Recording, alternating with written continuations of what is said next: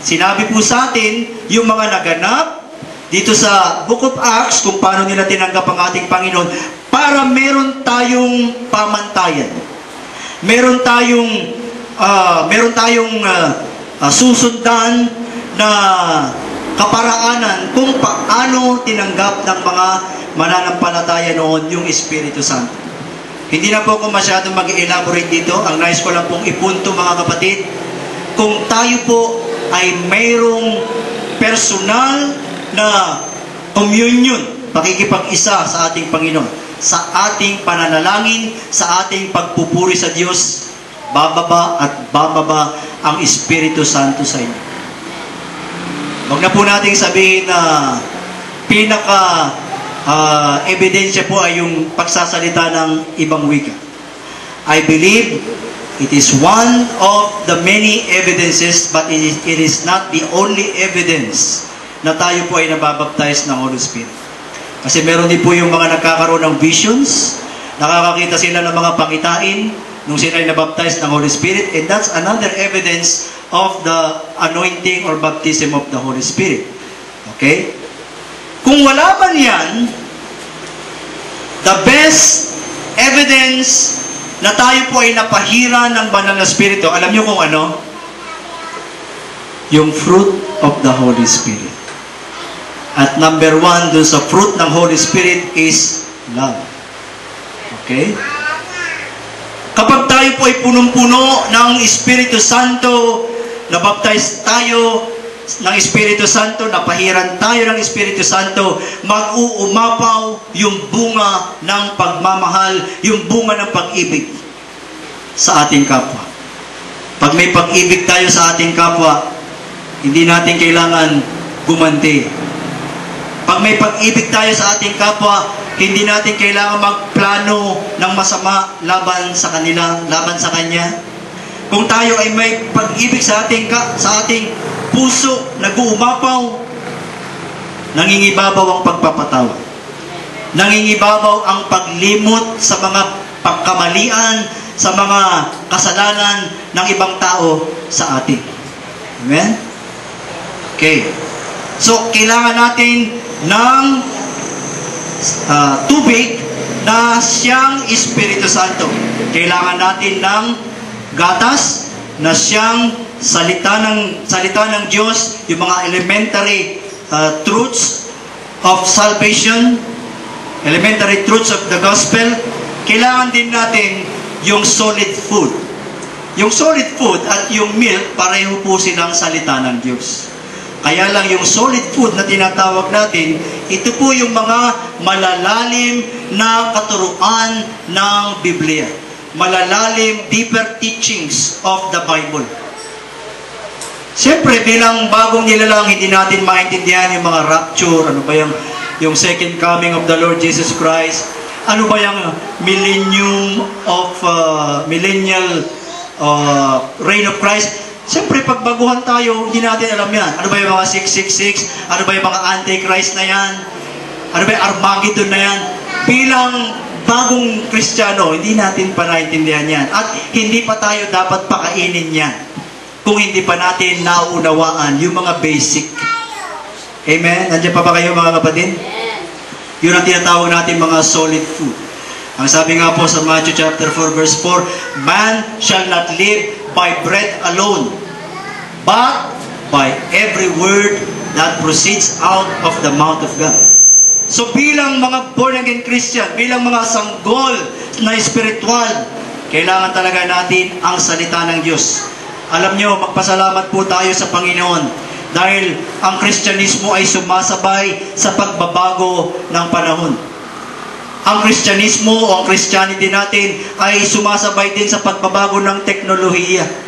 Ngayon, kung hindi ka makapagbasa ng Biblia, pwede kang makinig ng mga CD, pwede kang manood ng DVD, ng yung mga Word of God na naka-record. Amen?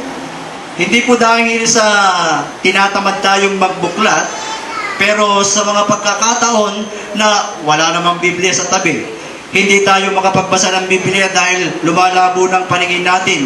At yung mga Biblia ang hawak natin ay napakaliit na mga teksto, napakaliit na mga sulat. No?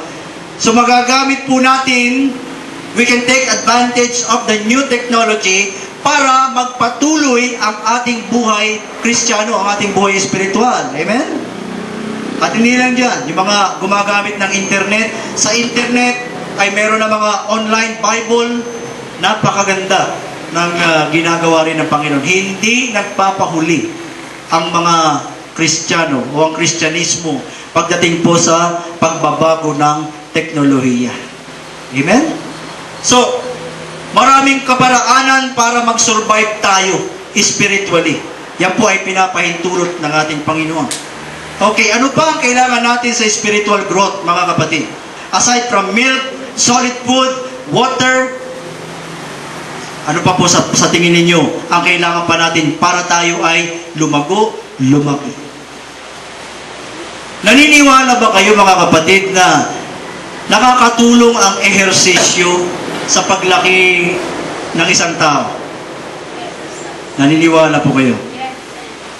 Yung mga sanggol, yung mga bata, sila rin po ay binibigyan ng exercise. Pag sila pinalalakad, pag sila po ay pinapatakbo, exercise po yan para yun sa kanilang puso. No? We call that cardiovascular exercise. For short, cardio, ang tawag diyan. No? Kailangan ng tao ang ehersisyo para yung function ng katawan natin ay maging normal. Imagine a child na walang ehersisyo, puro kain, puro gatas, tulog. Ano po? Ang itsura ng isang bata na walang ehersisyo, puro kain, tulog, gatas.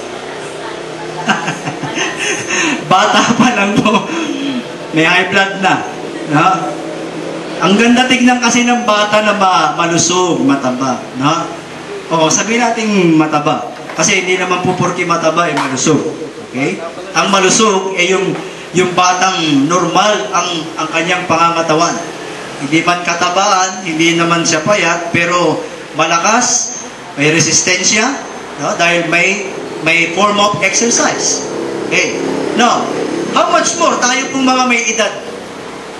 Tayo pong mga nagkakaedad na. No? Kailangan pa rin ba natin ng ehersisyo? Yes.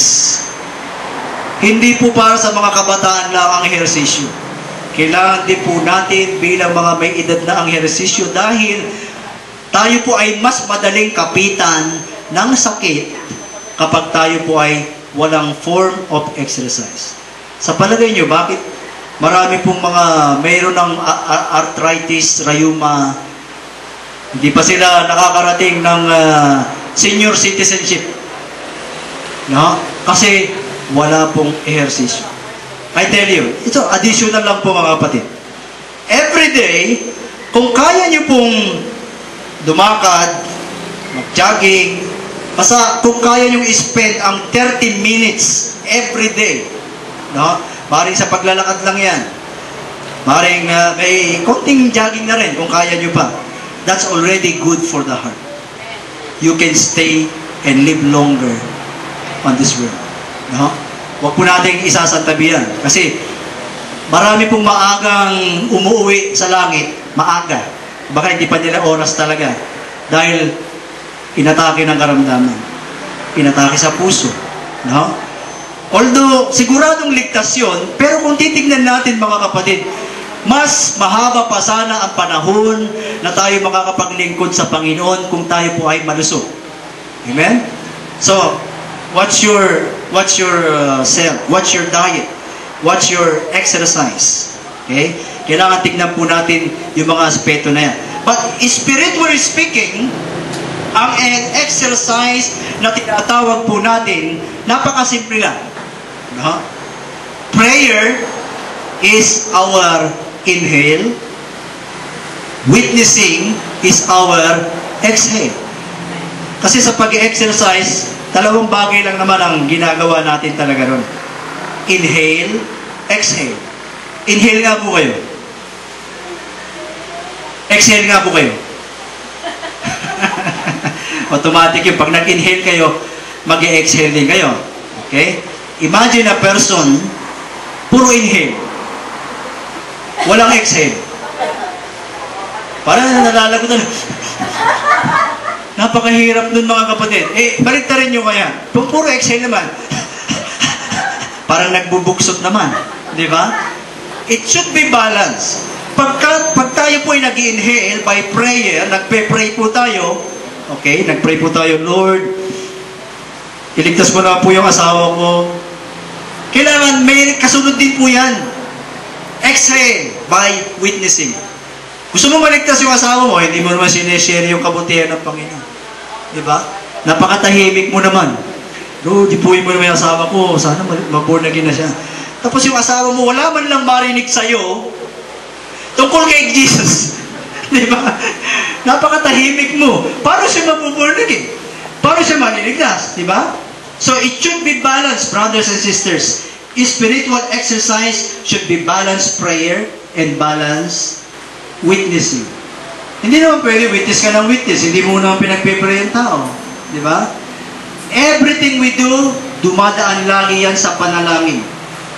I tell you, brothers and sisters, walang nabuborn again ng kusa na hindi po ipinalangin ng sino mang mananampalataya.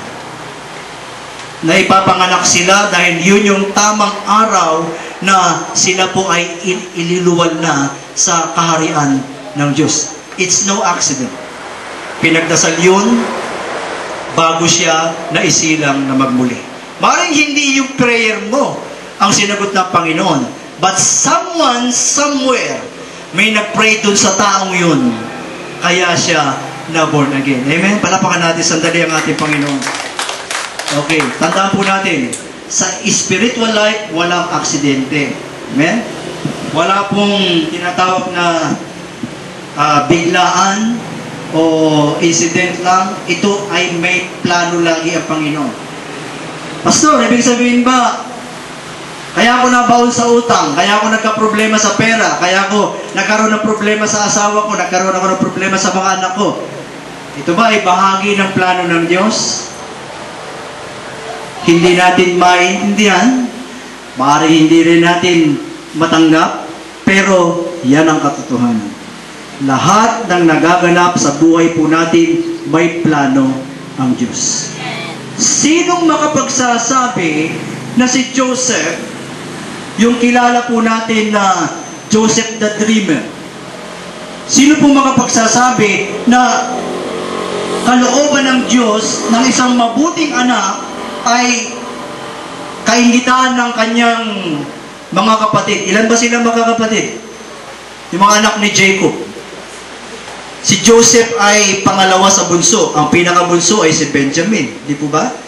Bago si Benjamin, si Joseph ang pinakapaborito ni Jacob. Okay? Ilan po sila uli? Magkakapatid? Ilan ba yung tribes of Israel? 12. Di ba? 12 tribes of Israel. Ibig sabihin, 12 po silang magkakapatid. Siya po yung pang-11. Okay? So, si Joseph nakaranas po ng ano? Kinainggitan ng kanyang mga kapatid, itinapon doon sa isang balon. Okay? Imagine, wala namang pong kasalanan yung bunso, yung pangalawa sa bunso. No? Pero naranasan niyang siya ay tinapon doon sa balon. Hindi pa natapos doon, binenta siya. Pinagbili siya ng kanyang mga kapatid doon sa merchant para maging slave, para maging alipin. At nakarating nga po siya sa Egypt nang hindi niya plano.